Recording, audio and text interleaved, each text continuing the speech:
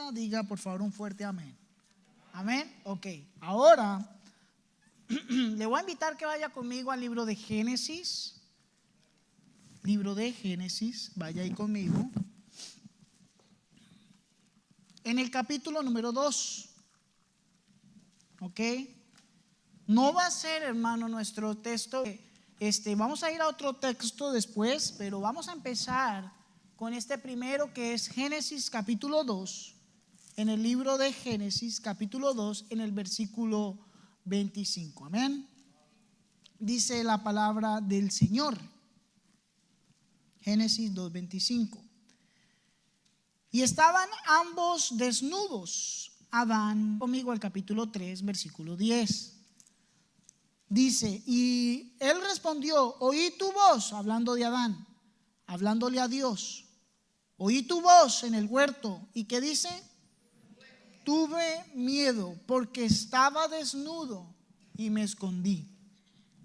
Yo tengo una pregunta bien interesante que hacer en esta mañana, y es, ¿qué fue lo que causó a Adán tanto temor, tanto miedo? ¿Qué fue lo que causó en Adán un miedo tan profundo para llegar a temerle a Dios, esconderse y decirle, Señor, tuve miedo? ¿Por qué? Porque estaba desnudo, me escondí, tuve miedo. Yo le pregunto a usted en esta mañana, ¿cuántos de nosotros no hemos tenido miedo en nuestra vida? Yo creo que el miedo es algo que abunda, y hoy en estos tiempos aún mucho más. Usted notará ahora, hermano, que hay una gran diferencia entre estos dos pasajes, ¿verdad? Cuando hablamos de Génesis capítulo 2, versículo 25, encontramos a un Adán y a una Eva que eran totalmente confiados, tenían una comunión profunda en el Señor, y ellos estaban ahí en el huerto del Edén, un escenario perfecto, un escenario hermoso. Y en ese escenario ellos andaban desnudos y, como decía ahí la Biblia, no se avergonzaban. Es decir, que había una confianza en lo que Dios, cómo los había hecho, qué era lo que había, que ellos tenían una identidad, quiénes eran ellos, qué hacían ellos, cómo se comunicaban con Dios. Había algo muy hermoso, era el escenario perfecto. Pero cuando llegamos a Génesis capítulo 3, en el versículo 10, ese escenario se destruye. El pecado entra a través de la serpiente astuta, como dice la Biblia. Y en ese escenario, después de todo eso, el pecado entra al mundo por un hombre, como dice Romanos. Y lo peor de todo esto es que en este escenario, hermano, empieza a haber algo que en Adán y Eva no había: miedo. Ahora vemos en el versículo 10 del capítulo 3 ese mismo contraste, ¿verdad? Sabemos que después de esas consecuencias íbamos nosotros a sufrir esas consecuencias. Ahora pongámonos a pensar, si llegara a terminar el texto aquí, sabemos que es un texto que no tiene un final feliz, ¿verdad? Sabemos que es un texto que termina en maldición. Porque si usted lo lee, Génesis capítulo 2, capítulo 3, la historia de Adán y Eva terminan en maldición. El hombre es maldito, la serpiente es maldita, la mujer también tiene su castigo. Y si terminara el texto ahí por causa del pecado, básicamente estuviéramos viendo y permitiendo y analizando que el pecado iba a tener un poder para destruir, y era un poder que el pecado tenía, y era como si el pecado no tuviese solución, como si no hubiese alternativa para vencer al pecado. Ahora sabemos que el texto no termina ahí. Yo vuelvo y le hago esta pregunta, hermano: ¿qué fue lo que causó tanto miedo en Adán? Generalmente pudiera decir que fue el pecado, y esas lejos esté Dios de nosotros, de tu vida, más miedo vas a tener de Él y de todas las cosas detrás del miedo. Hermano, hay una palabra que nos causa una caída, que nos puede causar un resbalón, que nos puede causar un momento de dificultad, donde fácilmente el miedo entra por nuestra vida y permite que otras cosas negativas pasen. Y es una palabra que ha sido uno de los principales enemigos de la fe cristiana, y esa palabra es el temor. No es lo mismo miedo que temor. Pero el temor, cuando llega a nuestra vida, nos coge en la carne, nos sacude y nos hace temblar de tanto miedo que empiezas a dudar de tu fe cristiana, que empiezas a dudar del poder de Dios, que empiezas a dudar de todo lo que Dios ha hecho en tu vida, y dudas y miedos y temores empiezan en nuestra vida. Yo digo, hermano, que estamos viviendo un tiempo excepcional. Yo nunca he visto al mundo entero tan atenazado por el temor y la incertidumbre. Yo no conozco todas las respuestas, hermano, pero hay algunas cosas que tú y yo podemos saber con seguridad. Como hijos de Dios, tú tienes un acceso a una paz que sobrepasa todo entendimiento. Es decir, una paz que no es natural, es una paz que no es carnal, sino que es sobrenatural. Es superando lo que la mente y el intelecto pueden comprender. Hermano, eso es importante porque lo que necesitamos en este preciso momento no es más información. El mundo nos está bombardeando con información a través de las noticias. Lo que tú y yo necesitamos es algo que vaya directamente a lo más hondo de nuestro ser y nos fortalezca desde el interior. Y eso es lo único que lo puede hacer, es la palabra de Dios.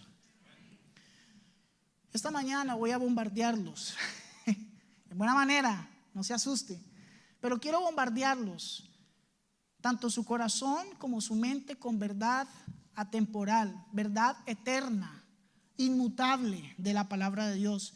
Quiero que esa palabra, hermano, y espero en el Señor que así sea, que actúe como una vacuna celestial, inmunizándolo contra el poderoso virus del temor, la ansiedad y la preocupación. ¿Sabe, hermano, que estas palabras que voy a decir a continuación y estos textos fueron verdad en un tiempo tan difícil como fue la venida del COVID-19? ¿Usted se acuerda de esos tiempos? ¿Usted se acuerda dónde estaba cuando empezó a escuchar que todo el mundo empezó a cerrar? Algo como el huracán que vino, no habíamos visto en 100 años una situación tan difícil, pero a través de un virus. ¿Dónde estaba usted en ese momento? Lleno de temor, lleno de miedo, ocultado en su casa, mantenía limpiando todo con alcohol, porque es que teníamos temor, no sabíamos qué iba a pasar. Pero en un momento dado, las palabras de Dios fueron un poderoso vacunante ante ese temor. Si usted en esos tiempos le vacunó de ese temor, y no solamente esas mismas palabras fueron un poder para el COVID-19, sino también van a ser poder para nuestra vida en estos momentos. En estos momentos necesitamos, hermanos, recordarnos nosotros mismos esas verdades más que nunca.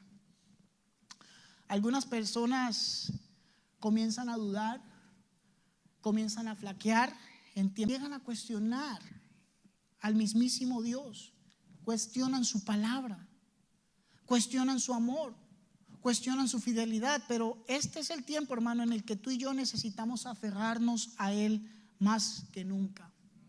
Mira, hay un diálogo en un hombre llamado Reinhard Bonk. Este hombre estaba enfermo y estaba sufriendo. El hombre dijo que estaba teniendo una crisis de fe.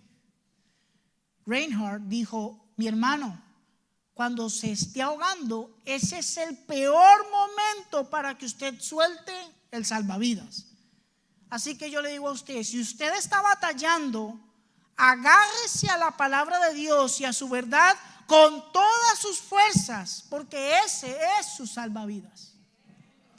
Jesús dice en Juan capítulo 10, versículo 10, el ladrón no viene. Yo, dice el Señor, he venido para que tengan vida y para que la tengan en abundancia. El Señor, hermano, estableció un claro contraste entre la misión suya y la misión del diablo. Los planes de Satanás para nosotros están en una total oposición. Es muy importante que usted y yo creamos en esa verdad fundamental. Ahora, Jesús fue claro, dijo: vemos las declaraciones de su amor por la humanidad a lo largo de todas las escrituras, ¿ok? Ahora yo les digo esto, hermano. Usted y yo sabemos lo que dicen las escrituras acerca del Salvador. Él entregó su vida por nosotros en la cruz. Jesús nos ama, Él está por nosotros. Él nos dio su palabra como nuestra roca fuerte en la que tú y yo podemos permanecer. De modo que cuando el ladrón venga para atacar, las fieles promesas de Dios. Es así como funciona. Ahora, les estoy recordando esto, hermano, porque quiero que vea el contraste entre Génesis.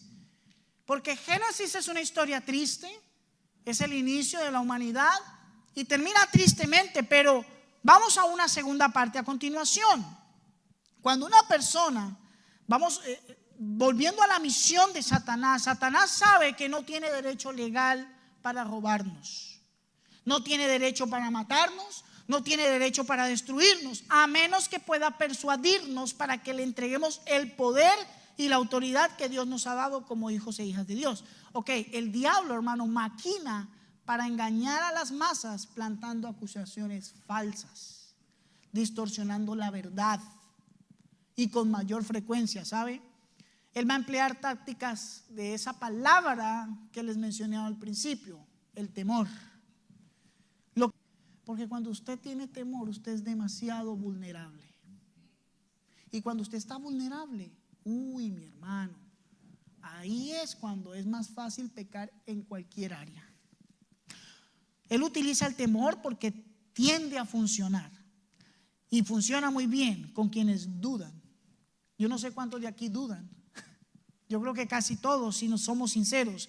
Finalmente, hermano, quienes sucumben a la incredulidad lo ayudan a él a lograr su misión. Cuando Satanás ha convencido a una persona para que aparte su confianza del Señor, entonces esa persona se vuelve vulnerable a los contagios del temor, a la duda y a la incredulidad. Hermanos, cuando una persona es expuesta ante un patógeno, un virus, como el COVID-19, volviendo al ejemplo, y esa persona sobrevive, su cuerpo aprende a luchar y lucha contra ese contagio y se vuelve. Un momento en adelante, de ahí obtenemos el viejo cliché que dice que lo que no te mata te hace más fuerte. Yo creo, hermano, que es muy parecido con nuestro espíritu. A medida que nosotros vivimos la vida cristiana, venciendo las pruebas, venciendo las dificultades, saliendo victoriosos, caminando de la mano con el Señor, tú y yo nos hacemos fuertes, más duros espiritualmente y más resistentes en la fe. Por eso, un periodo como el que estamos experimentando ahora es tan importante. Puede ser un terreno de entrenamiento para las batallas más importantes que van a llegar en el futuro. Yo sé que muchos aquí tuvieron temor cuando vino el huracán, antes, durante y después. Y yo creo que todavía perdura. Yo creo, hermano, que es momento de confrontar ese patógeno del temor y erradicarlo con el antídoto de la palabra de Dios. Amén. Cada vez que tú y yo estemos lejos, pero digo, escúcheme bien, lejos del Señor, el temor va a entrar a tu vida. Y cuando el temor entre, la vida del cristiano, la fe, va a empezar a fluctuar. ¿Y quieres saber por qué, hermano? Porque muchas veces nosotros basamos nuestra fe en nuestra fe va a fluctuar cada vez que nuestros sentimientos cambien.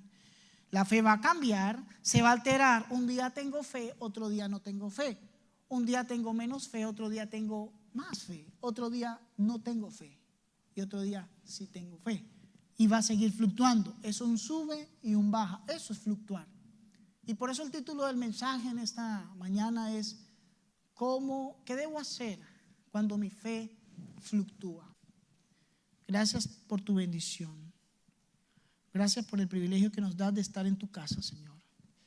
Ayúdanos a vencer ese patógeno del temor y a no sucumbir al miedo, Señor, para dejar de fluctuar. Ayúdanos, Señor, en este tiempo, en el nombre de Jesús. Amén.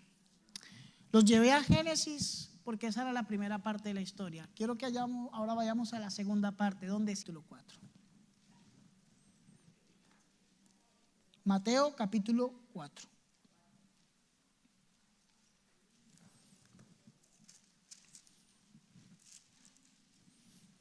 Cuando usted diga un fuerte amén. ¿Ve el título del mensaje? Ahí en el capítulo 4, la tentación ¿de quién? De Jesús. Aquí es, hermano, donde la historia se repite, porque si usted nota, ¿qué tenemos en esta historia? Mateo capítulo 4. Por un lado, usted mira en Mateo capítulo 4, ¿verdad? Y aquí tenemos, como dice la Biblia en el libro de Romanos, al primer Adán, ¿verdad? El primer Adán, en un escenario perfecto, en un Edén donde no faltaba nada, donde no existía necesidad. En ese primer escenario tenemos aquí al primer Adán, el primer hombre. Tenemos en el medio al segundo personaje, Satanás. Solo que aquí, en el primer escenario, Satanás es la serpiente astuta, ¿correcto? Ahora llegamos a Mateo capítulo 4 y viene lo curioso, hermano. Usted está aquí en Mateo capítulo 4 y tenemos al postrer Adán, como lo dice el libro de Romanos. Y ese postrer Adán, el último Adán, como lo dice Romanos, que así como por uno, Romanos capítulo 5, vino el pecado por un solo hombre, por el postrer Adán vino la vida. En el postrer Adán tenemos ¿a quién? Jesucristo. Ese es nuestro postrer Adán. ¿Por qué las historias se conectan? Porque aquí está el diablo. Es el mismo diablo aquí, es el mismo diablo acá, solo que en el Nuevo Testamento se hace más visible. La Biblia lo llama, aquí lo llama la serpiente astuta. Y aquí ¿cómo lo llama? Diablo o el tentador. ¿Por qué sucumbió el primer Adán? Porque le creyó sucumbir de la duda que sembró el mismo tentador que estaba aquí con Jesús. Y ese mismo tentador le dice a Jesús: yo vengo aquí y te voy a entregar los reinos, quiero que hagas esto, quiero que hagas los... Y empieza a tentar a Jesús. Usted y yo conocemos la historia y sabemos que fue una historia que termina en victoria, amén.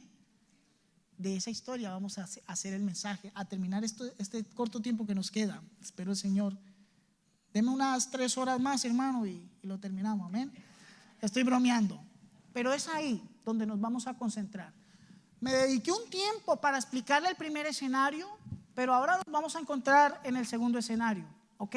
En ese segundo escenario es donde encontramos la manera en que, como nuestra fe va a fluctuar, si basamos nuestra fe en nuestros propios sentimientos, cuando estamos felices, mano, nuestra fe va para arriba.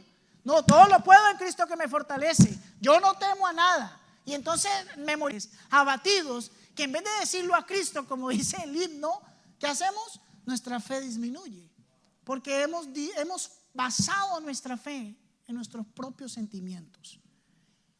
Evitemos que la fe se base en nuestros sentimientos. La fe tiene que ir más allá de nuestros propios sentimientos, de nuestras emociones, de nuestra propia carne. Y lo que tenemos que hacer nosotros aquí es ver el ejemplo de nuestro amado, hermoso, bello, perfecto Salvador. Amén. ¿Y sabe qué fue lo bonito? Yo estuve estudiando esto y la Biblia nos menciona, y muchos teólogos dicen que es increíble cómo el Señor se sometió, porque dicen algunos que en el momento de la tentación Él dejó de ser Dios y fue 100% hombre ante la tentación. Él no tenía que hacer eso, pero todo fue plan de Dios para mostrarnos a nosotros una sola cosa: que tú y yo podemos vencer cualquier tentación. Y hoy estamos basándonos en la tentación del temor. Amén. Porque es la base, es la base. Tenemos muchas tentaciones. El Señor te puede tentar, el diablo te puede tentar en esas cosas que tú eres débil. Tú eres débil en la carne, tú eres débil en la comida, tú eres débil en cualquier cosa, ahí te va a atacar, ¿ok? Pero ¿qué es lo que hace que la tentación tenga más efectividad? Cuando tenemos temor, cuando tenemos miedo ante las cosas que vienen. Así que, yendo a Mateo, la historia se repite. Tenemos nuestros personajes. Y en cuanto a nuestro segundo personaje, que es nuestro Señor, hay una conexión, hermano.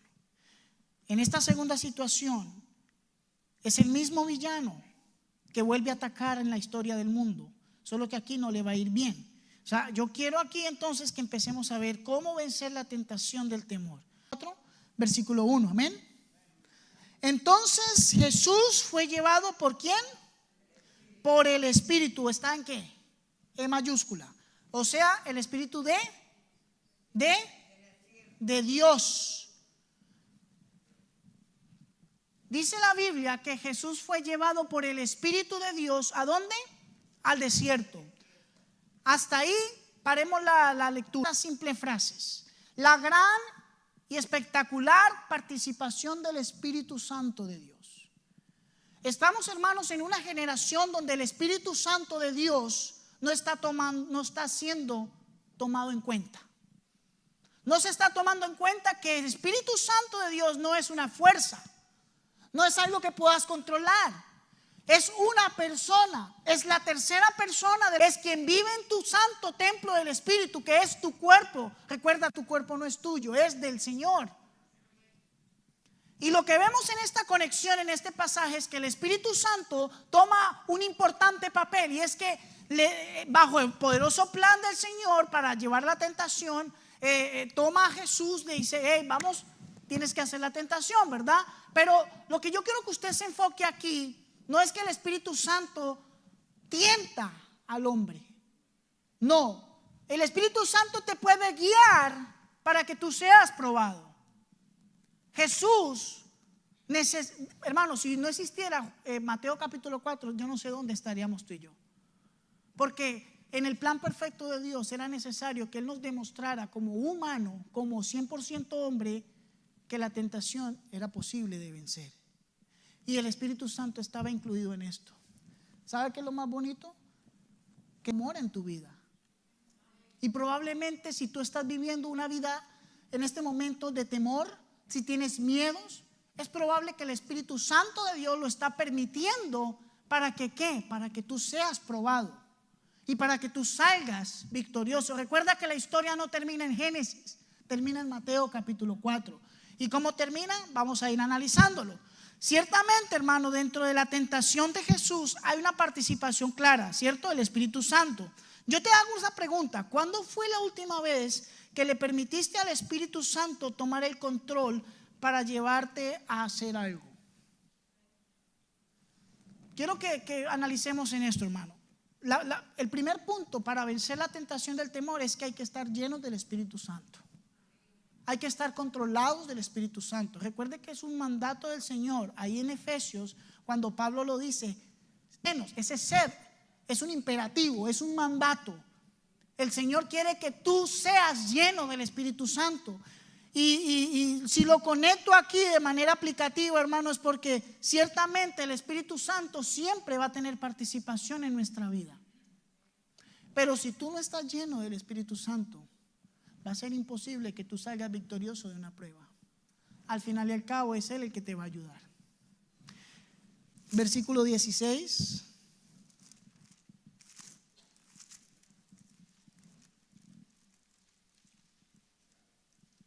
Gálatas capítulo 5, versículo 16. Amén. Dice la palabra del Señor: digo pues, andad ¿en qué? En el Espíritu, y no es contra el Espíritu, y el del Espíritu es contra la carne, y estos se oponen entre sí. ¿Para qué? Para que no hagáis lo que ¿qué? Lo que quisierais.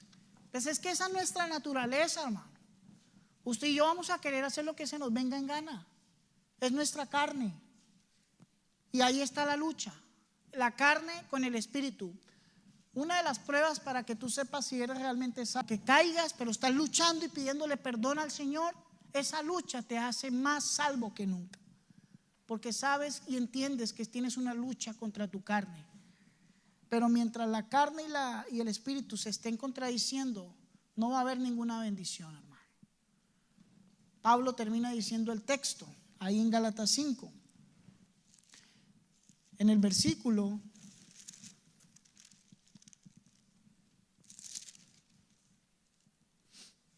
5:16, versículo 22. Mas el fruto del Espíritu es ¿qué? Amor, gozo, paz, paciencia, benignidad, bondad, fe, mansedumbre, templanza. Contra tales cosas no hay ley. Pero, mira el versículo 24, los que son de Cristo han ¿qué? Crucificado la carne con sus pasiones. ¿Y con qué? Y con deseos. Así que si vivimos por el Espíritu, andemos por el Espíritu. Hermanos, esto es importante que usted se lo lleve antes de salir en esta noche. Esta mañana, perdón. ¿Ves que ya me afectó el asunto del cambio horario? Hay un gran problema en la humanidad hoy en día, y es el asunto del temor. Tú puedes creerte el más valiente, pero si el mismo Pablo tuvo por fuera temores, el mismo Pablo, a ti no te va a hacer nada más especial que no tengas temor. Siempre hay temor en nuestra vida, pero lo que el Señor espera es que al nosotros dejarnos controlar por el Espíritu Santo, tú puedas salir como el Espíritu Santo quiere que tú salgas, victorioso.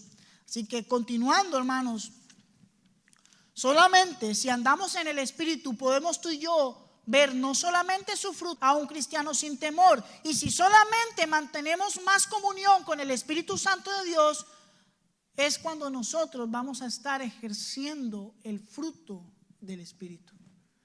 Sin el fruto del Espíritu, ¿cómo vamos a ser buenos cristianos? ¿Cómo vamos a batallar con el temor y con cualquier pecado? No se puede, ¿ok?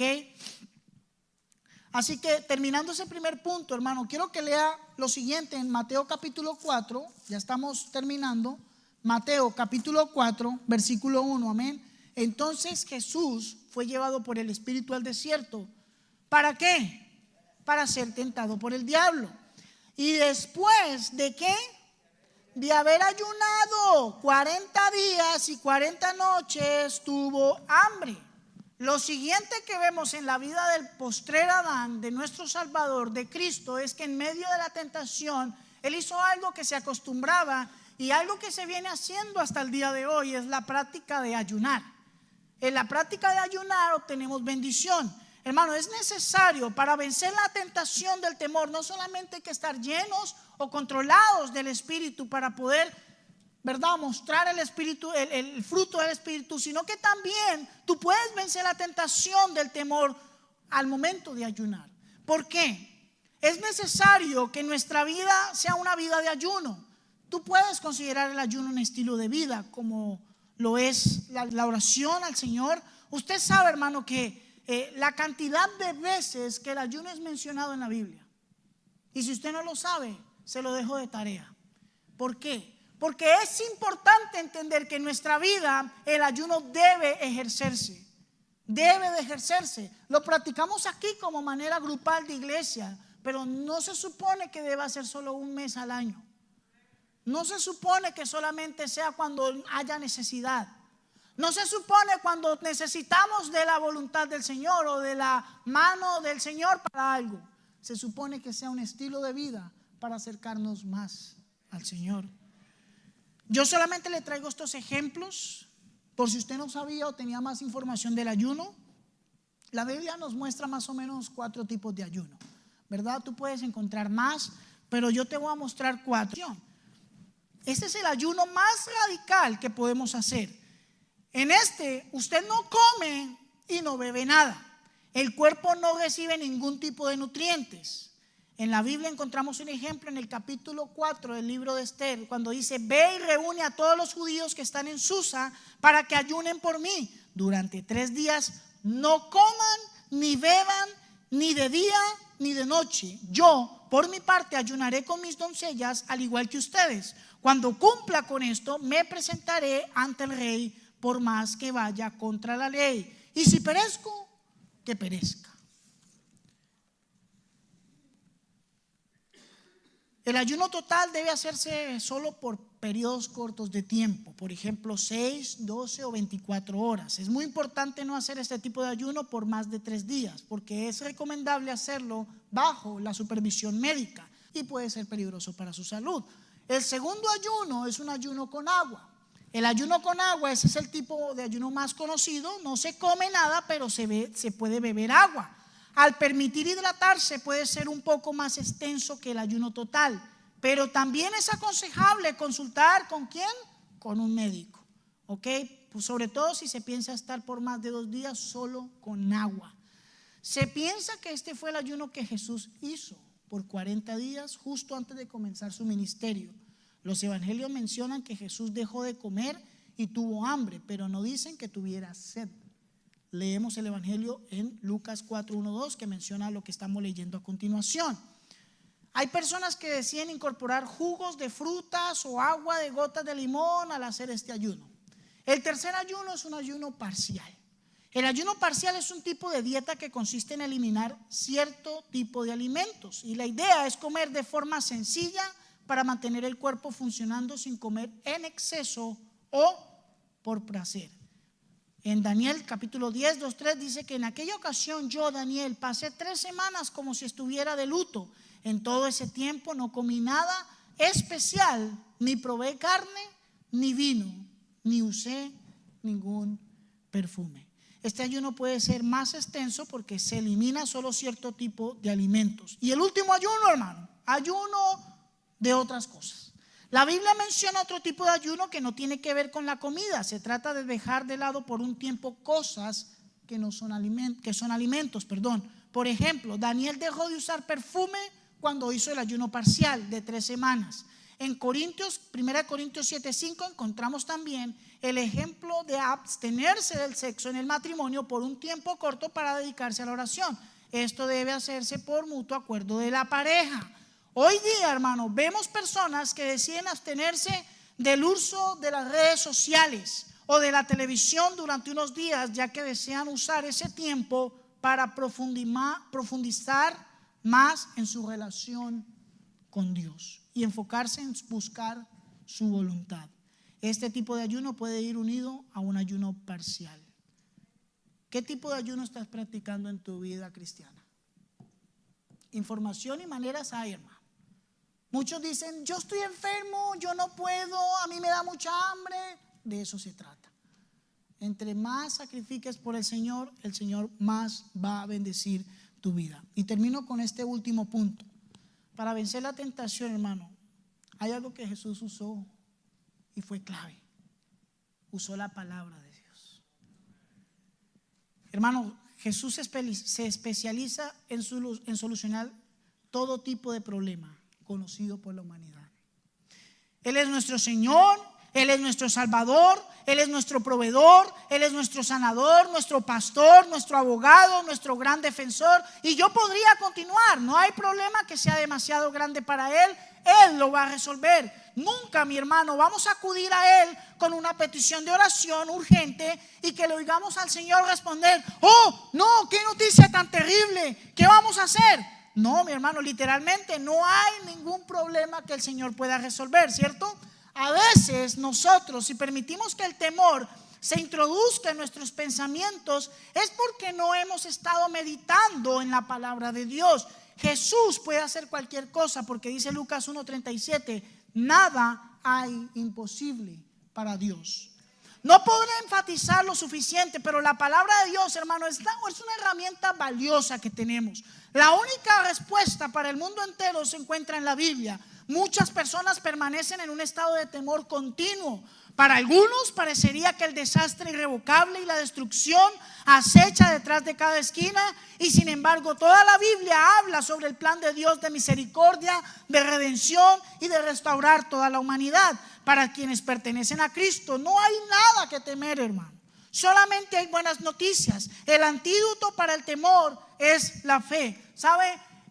El temor es el enemigo de la fe, pero la fe es el antídoto para el temor. ¿Qué decides tener tú? ¿Más temor o más fe?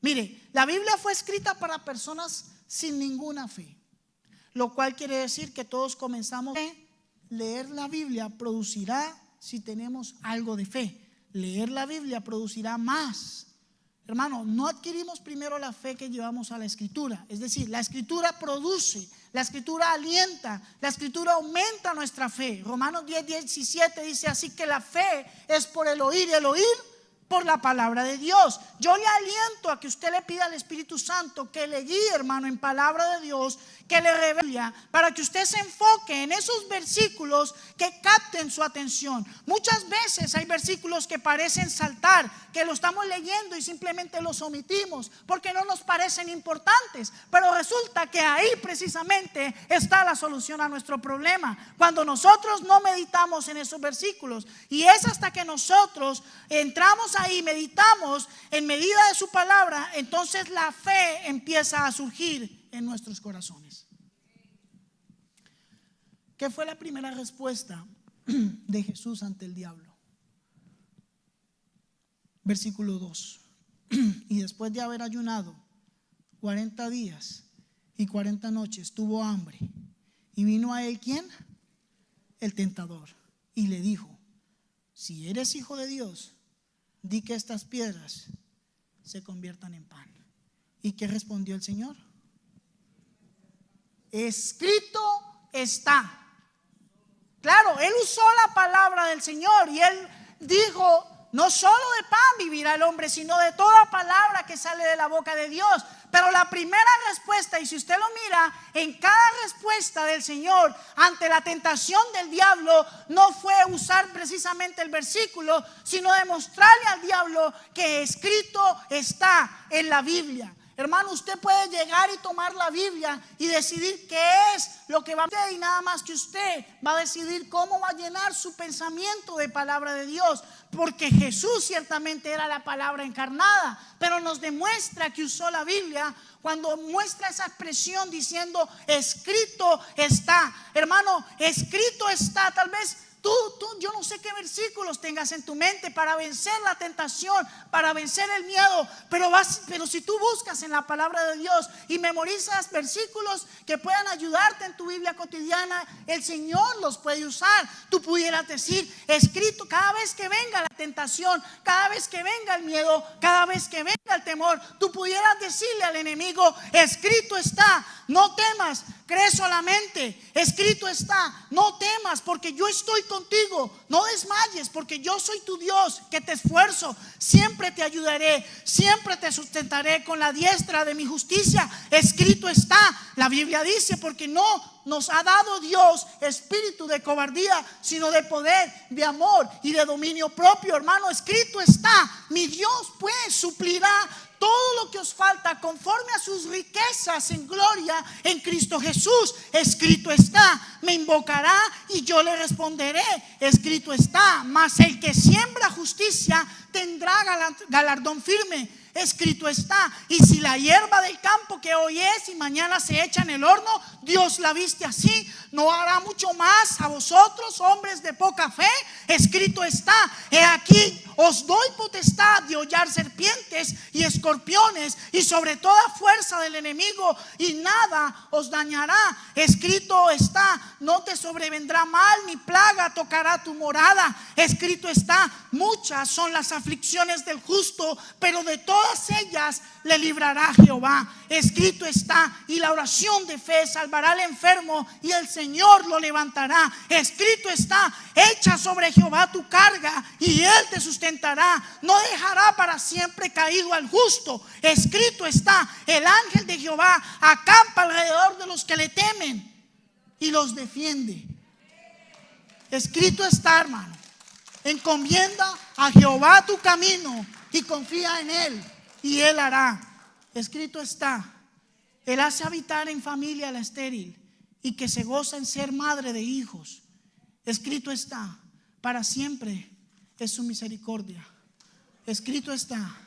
Que estamos atribulados en todo, mas no angustiados; en apuros, mas no desesperados; perseguidos, mas no desamparados; derribados, pero no destruidos. ¿Sabe qué es lo más bonito de esto, hermano? Que Jesús le dijo al diablo mismo: escrito está. Y fue la última declaración de Jesús al diablo. Escrito está: no tentarás al Señor tu Dios. Y otra vez le llevó el diablo a un monte muy alto y le mostró todos los reinos del mundo y la gloria de ellos. ¿A quién se los muestra? Que él ya es dueño de todo. Pero el diablo se lo muestra, haciendo el ridículo, y le dice: todo esto te daré si postrado me adorares. ¿Y sabe qué dice el Señor? Escrito está: vete, Satanás. Primero dice: vete, Satanás, porque escrito está: al Señor tu Dios adorarás y a Él solo servirás. ¿Y qué dice? El diablo entonces le dejó, y de aquí venían ángeles y le servían. Hermanos,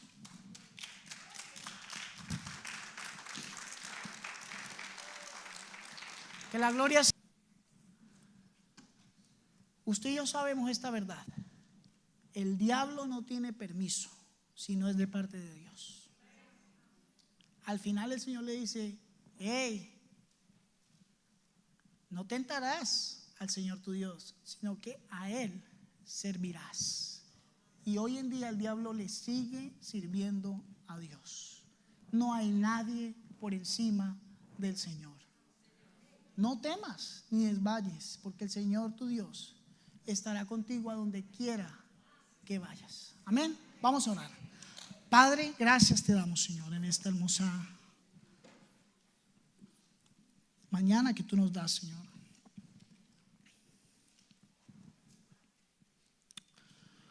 Padre, tú nos has mostrado la verdad de tu palabra y el poder que ella misma tiene, Señor, para vencer cualquier pecado, cualquier temor, cualquier circunstancia. ¿Cuáles son las circunstancias que mis hermanos y visitas aquí están pasando en sus vidas? Pero yo sé, Señor, que tu palabra tiene la solución, tiene el poder, y que tu Santo Espíritu nos puede llevar a ella para salir victoriosos.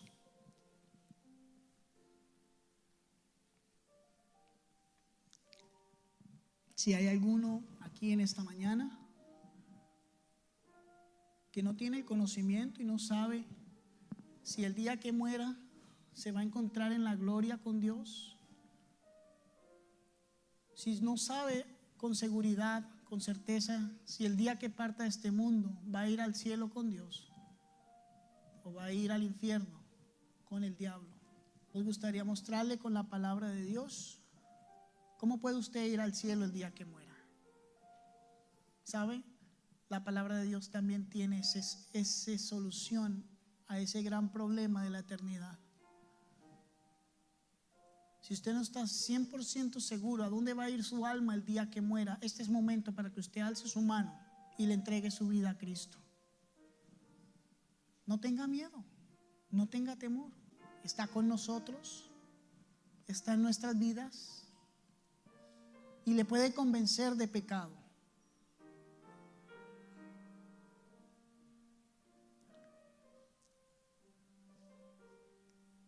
Si usted no sabe si el día de mañana, no sabemos cuándo vamos a morir, puede ser ahora mismo, puede ser mañana, levante su mano y reciba a Cristo en su corazón.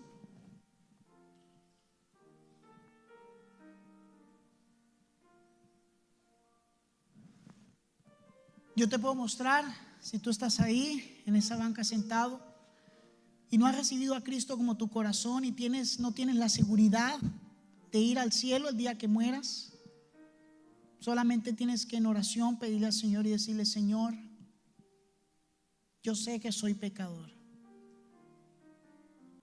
pero me arrepiento de todo mi pecado, de toda mi maldad, y te confieso a ti, Señor, como mi único y suficiente Salvador. Hoy, Señor, te acepto como mi único Salvador en mi vida, en el nombre de Jesús. Si usted ha hecho esta oración, déjeme decirle que usted ha recibido a Cristo en su corazón. Pero si sigue teniendo esa duda y esa certeza y esa falta, están dispuestos a explicarle con todo el amor y guiarlo a Cristo. Cristiano, hijo de Dios, usted ha escuchado el mensaje, usted ha escuchado las palabras de Dios y usted sabe cuál es su temor. Yo no lo sé, pero el Señor sí lo sabe. Y yo espero en el Señor que usted pueda comprometerse ante Él y recibir su palabra con el mayor agrado. Si el Señor habló en su corazón en esta mañana, el altar está abierto, hermano. Si usted tiene miedos que entregarle al Señor, venga al altar, no tenga miedo. El Señor está ahí para recibir todos sus temores, todas sus cargas, todos sus miedos. Ahí está el Señor. Inclínese ante Él, sírvale a Él. Si usted cree que tiene el poder para librar de toda maldad, de todo pecado, de todo temor, venga al altar. Demuéstrele a Dios que usted sí puede usar la palabra de Dios correctamente y que le puede decir al Señor cuáles son sus temores, cuáles son sus miedos, cuál es su impaciencia, lo que le ha impedido crecer, lo que le ha impedido servir, lo que le ha impedido adorarle a Él. Decláreselo ahí en su oración, en su banca, en el altar. El Señor está siempre puesto a escuchar. Padre, gracias, Señor. Gracias, Señor, porque has sido bueno con nosotros. Nos has salvado, nos has librado del pecado, de la muerte, y nos sigues protegiendo, Señor. Te pedimos en esta mañana que no nos dejes salir de aquí, Señor, sin haber sido fortalecidos por tu hermosa y santa palabra, Señor. Ayúdanos a comprometernos a leer miedos y temores. Ayúdanos a dejar de omitir versículos. Ayúdanos a dejar de pasar tiempo con tu palabra, Señor. Quítanos toda distracción, danos discernimiento, Señor, para dar prioridad en nuestra vida espiritual, Señor. Límpianos de toda nuestra maldad, porque yo sé que ninguno aquí es perfecto, ninguno de nosotros somos perfectos, Señor. Pero sabemos que tú puedes hacer una gran obra en los imperfectos. Padre, solamente tú puedes tener, Señor, la gloria y la honra de todo lo que se hace. Y te pido que hagas un milagro en la vida de mis hermanos y mis hermanas. Ayúdales, Señor, en sus dificultades. Ayúdale en su proceder diario. Ayúdale a ser mejores cristianos, Señor, que puedan invocar tu nombre, que puedan ser llenos del Espíritu, Señor, que puedan ayunar con constancia y que puedan usar tu palabra cada vez que sean tentados, Señor. Líbralos de todo mal y de todo pecado. En el nombre de Jesús oramos. Gloria a Dios. Hermano Joe, tu tiempo, mi hermano.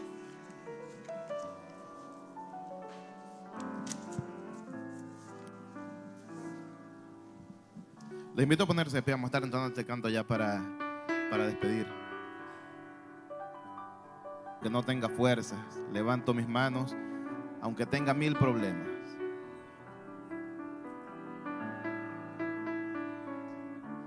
Cántale al Señor.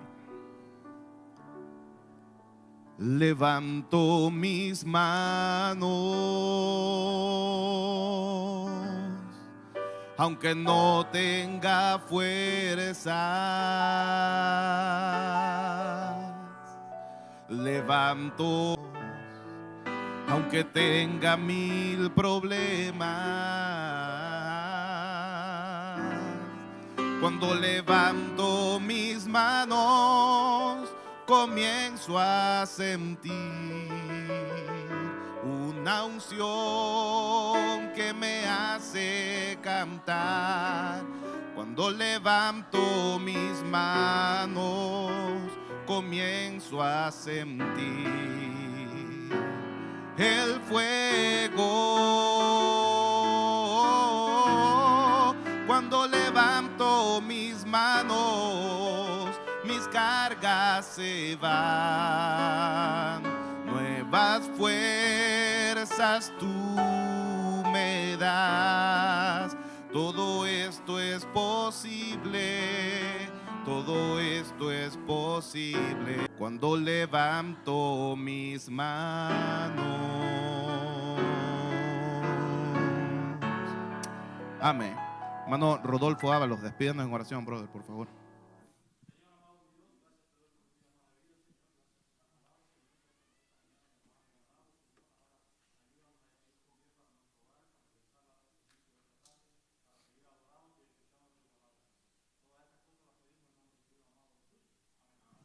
Amén, amén. Que el Señor le